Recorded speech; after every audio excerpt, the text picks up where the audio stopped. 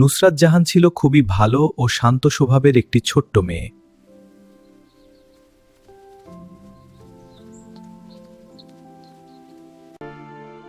সে দেখল একটি ছোট্ট পাখি খাঁচার ভিতরে খুব দুঃখে আছে।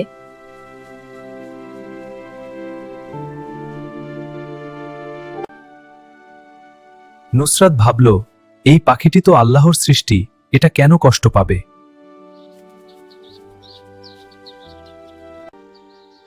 তারপর নুসরাত ধীরে ধীরে খাঁচা খুলে দিল।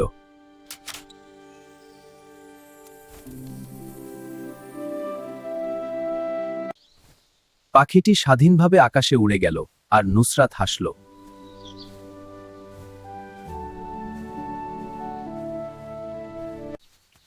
দয়া করা সবচেয়ে বড় ভালো কাজ। নুসরাত বুঝল, জীবের প্রতি দয়া করা ইসলামের শিক্ষা।